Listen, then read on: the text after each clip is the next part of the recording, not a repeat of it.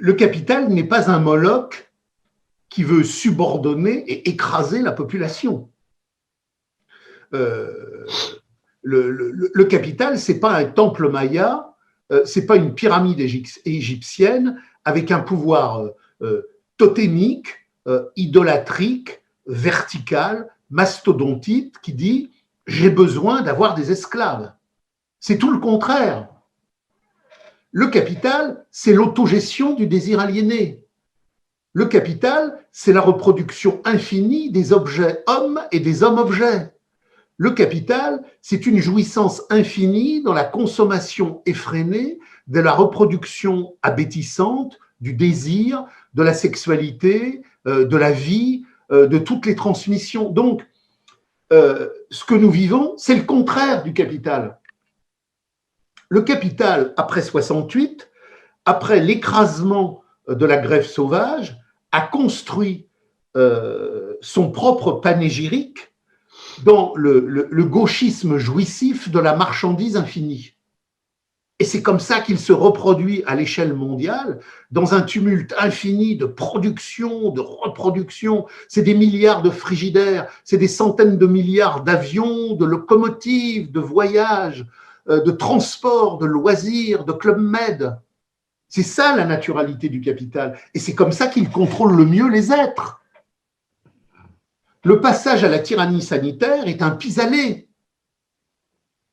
La tyrannie sanitaire, c'est quelque chose qui ne correspond pas à la logique du capital, quand le capital, précisément, peut reproduire la vraie logique de son développement dans le développement de sa logique parfaitement réalisée.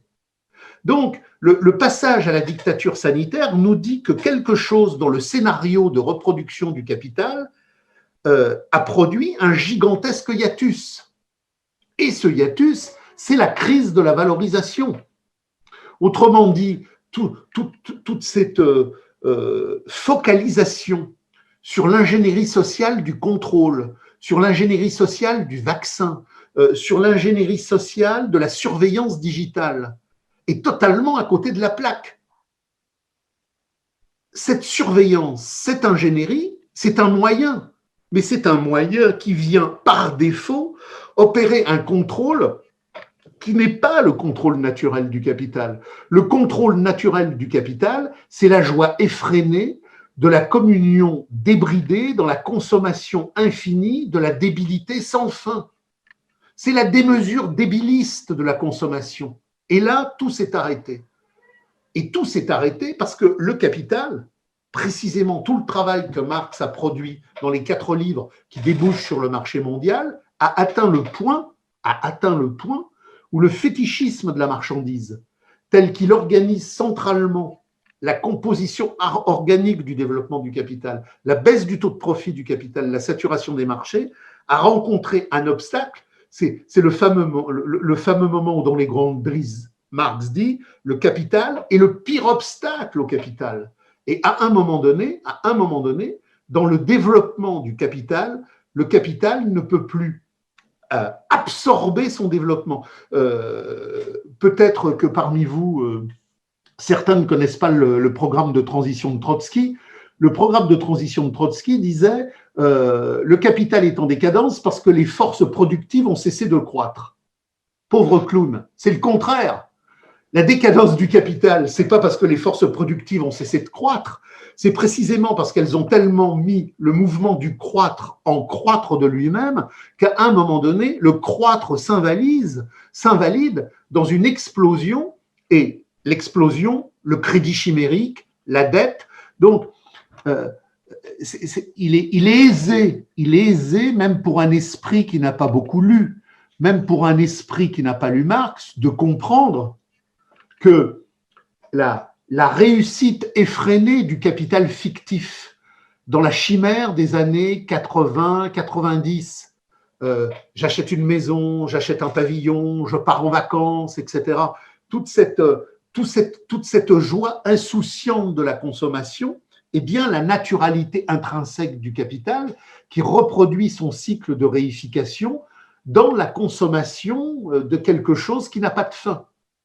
Quand le capital s'arrête parce qu'il ne peut plus fonctionner et qu'il est obligé de construire un camp de concentration sanitaire, même s'il ne nous le dit pas, il nous le signifie, il dit « je n'y arrive plus ». Je suis obligé de faire quelque chose qui est contraire à ma substance. Je suis obligé de nier le parcours même de ma logique substantielle. Moi qui suis là pour produire la dictature la plus fine, la dictature la plus performante, celle où l'homme est esclave parce qu'il autogère son désir aliéné dans la consommation infinie d'une satisfaction réifiée. Ça ne peut plus marcher. Il est évident que le type qui consommait son accumulation quantitative réifiée allait bien. Il était heureux, il n'était pas parqué, il n'était pas en distanciation sociale. Dans sa bêtise infinie, il était la norme parfaite de l'esclave de longue durée. La tyrannie sanitaire brise ça. Elle fragilise le capital. C'est sa dernière carte. Il ne peut pas se reproduire. Donc, il produit une tyrannie sanitaire, mais une tyrannie sanitaire qui, bien loin de le stabiliser sur la longue durée, l'instabilise encore plus. Donc, la tyrannie sanitaire n'a pas de logique en elle-même. Elle n'a pas de scénario autonome. L'ingénierie sociale du contrôle, la tyrannie sanitaire, le vaccin, le contrôle digital, ça n'a pas de sens en soi, puisque c'est très archaïque, c'est le contrôle par la matraque. C'est le contrôle par la matraque et par le quadrillage. C'est très con. Le capital contrôle non pas par la matraque et le quadrillage, mais par le désir asservi. Et là, le désir asservi ne peut plus fonctionner dans la reproduction du capital, il est obligé de passer au quadrillage policier. Donc il s'affaiblit. Le capital est contraint de s'affaiblir parce qu'il ne peut plus reproduire la logique traditionnelle de son évolution. Donc ça, c'est décisif. Il faut que les gens se posent cette question. Il faut que les gens se posent cette question. Est-ce que le capital, qui est une structure d'agrégation des consentements, avait plus de consentement dans les années 70-80 dans la consommation débridée ou aujourd'hui en 2020? Aujourd'hui, par-delà la pandémie, le doute des populations, il est plus fort, il est moins fort? Comment il fonctionne? Il y avait une participation enthousiaste au développement du capital dans l'après 68. Aujourd'hui, il y a une participation terrorisée dans l'effroi, dans la glaciation, mais il n'y a pas d'enthousiasme, de désir aliéné. Donc, le capital a été obligé de se fragiliser dans la dictature sanitaire parce que s'il n'y avait pas eu la dictature sanitaire, nous aurions eu en 2020 un gigantesque effondrement mondial parce que précisément le crédit chimérique ne pouvait plus continuer à fonctionner à partir du moment où les taux d'intérêt négatifs avaient dans leur horlogerie de temporalité valorisation-dévalorisation signifié que le capital ne pouvait plus se reproduire.